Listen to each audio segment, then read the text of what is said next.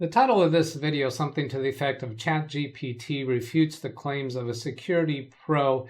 This came up by virtue of a live stream that I had this morning. By the time I publish this video, it'll probably be yesterday in your point of view.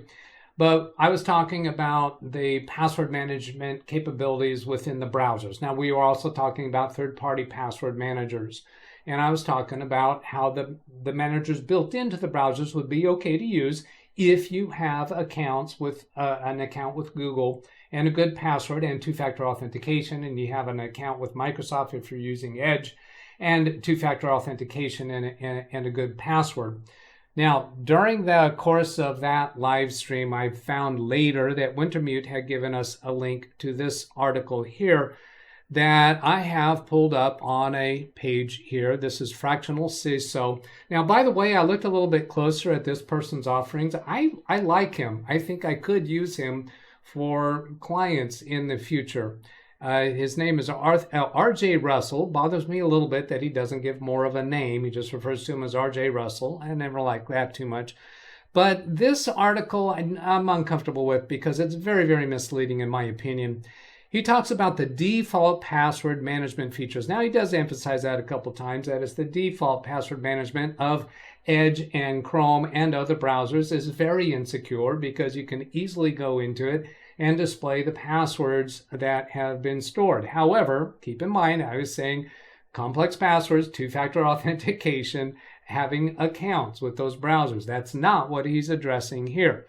Now, he makes a point down here that is totally refutable, saying that these products leave the associated encryption keys completely unprotected in predictable locations. He does not demonstrate that. He does not give any substantiation for that piece. He does admit that the passwords are all stored in encrypted databases. I feel this is kind of misleading because it makes you think that using the password managers in the browsers is totally unsafe to do. Now, let me go show this piece over here. Here I have a virtual PC. It's a Windows 10 Home. I'm going into Edge. I already created an account at this same website that he uses in his video, boston.com. And I'm going to come over here to passwords and show you that the passwords, if you don't have an account created in Microsoft, they're very easy to display. Let's get over here to settings and then passwords. It is under passwords right here. I can simply go in here and click the eyeball and display the password. That is what it looks like when you don't have an account. If you have an account, you have to put in your Windows PIN code or your Windows password in order to see the password. So you have to have also a secure password for your computer if you have other people approaching your computer. Now, let's get back to this statement. All passwords stored in encrypted databases, yes, but he says the encryption keys are completely unprotected. Now, in these videos, this video and this one down here, they're the same video. He demonstrates creating accounts. RJ Russell here. There's RJ Russell. I like his voice. He demonstrates creating a couple of accounts on that boston.com, 3 accounts actually with 3 different browsers. And then he demonstrates going into running a script using a PowerShell in admin mode to display those passwords. Well, he does it in a virtual Windows server computer, has no accounts created for Edge or Chrome, and uses a script that he doesn't show us.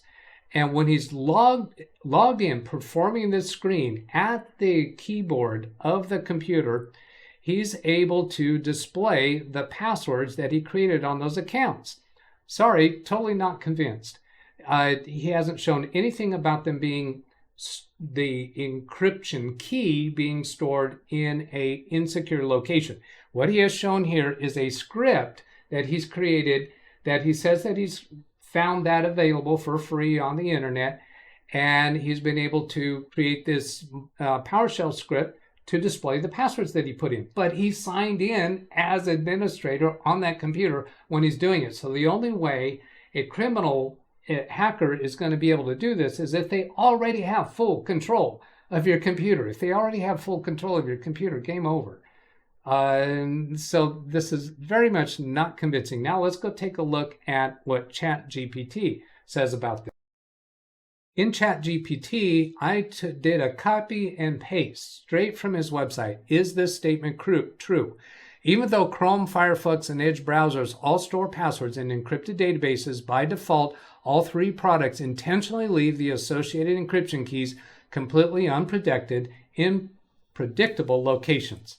ChatGPT, this is a product that has access to all the data that is out there, says, no, that statement is not true. Chrome, Firefox, and Edge browsers all store passwords in encrypted databases and protect the associated encryption keys in secure locations by default.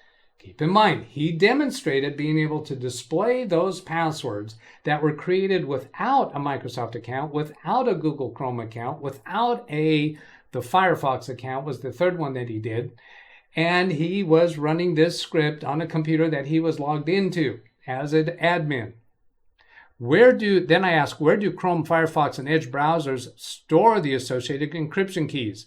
ChatGPT says Chrome, Firefox, and Edge browsers store the associated encryption keys in secure locations that are protected by the operating system. Now, it's quite likely, I don't know this piece for sure, but if a hacker from outside of your building was able to gain some access to your computer, these still might be secure locations that can't be accessed from the outside. I don't know that piece.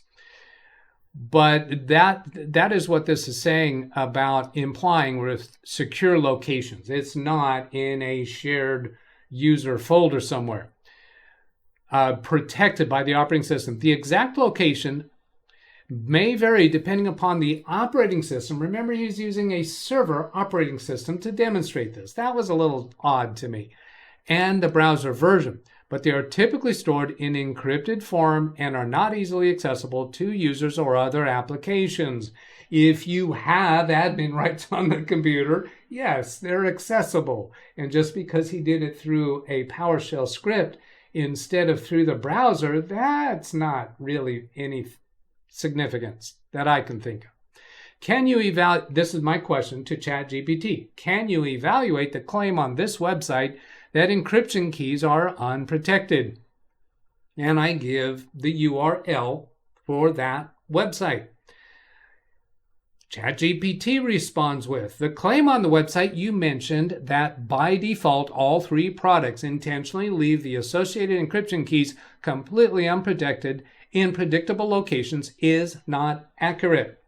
Chrome, Firefox, and Edge browsers use different methods to protect the encryption keys used to encrypt and store passwords. In all three browsers, the encryption keys are typically stored in secure locations that are protected by the operating system.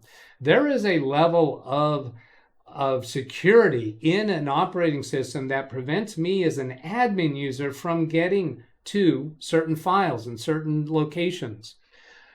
Chrome uses the operating system's native credential store, which stores the encryption keys in a secure vault that can only be accessed by Chrome. Firefox uses the master password feature. Oh, I'm sorry, I missed a period there. Which stores the encryption keys in a secure vault that can only be accessed by Chrome. Firefox uses the master password feature, which encrypts the saved passwords with a key that is protected by a user-chosen password. Now again, his demonstration was without going through that step. Edge uses the Windows Credential Locker, which provides a secure storage location for user credentials. This gives us detail about how those three browsers do this operation, which he didn't give in his video or his article. While there had been security vulnerabilities identified in the browser password managers in the past, the claim that encryption keys are intentionally left unprotected in predictable locations is not accurate and does not reflect the current state for these browsers. Now, current state for these browsers. When was his article and video? His video was from 6 months ago. He has 60 subscribers. I find it interesting that this video is unlisted. You can't search for it through YouTube. You can only get to it by getting to his article on his website. Now let's go look at seeing comments here. LK Music. And when you actually log into the browser to sync your passwords with the cloud, what about that then? There's no response. This was a comment 5 months ago. Walter Wolf says, well, yeah, assuming you have already broken into the file system via some other exploit, you're already screwed if this is an attack vector. And John Smith, right, this is one of those vulnerabilities where you need admin privileges to conduct the exploit. Wow, what a fine fractional. So bottom line for me, bravo on ChatGPT for finding a way to, not finding a way, but for being so skilled in evaluating what I find on a website.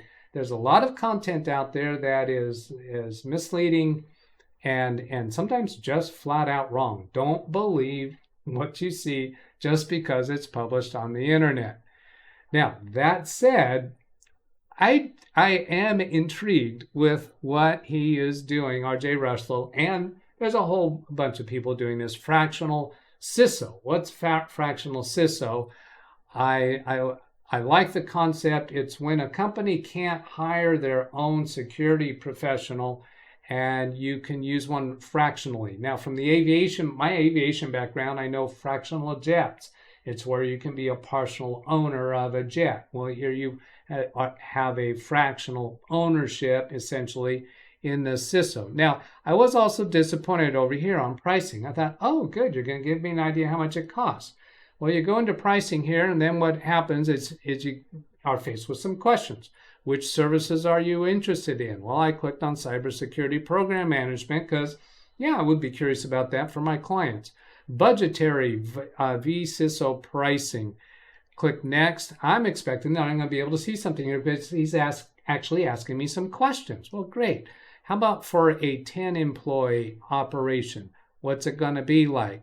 And then you click next.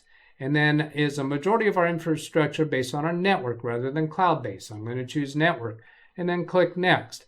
And then it's largely Windows, Office 365. I'm feeling like I'm going to get some information here because I'm answering some questions to narrow down the environment.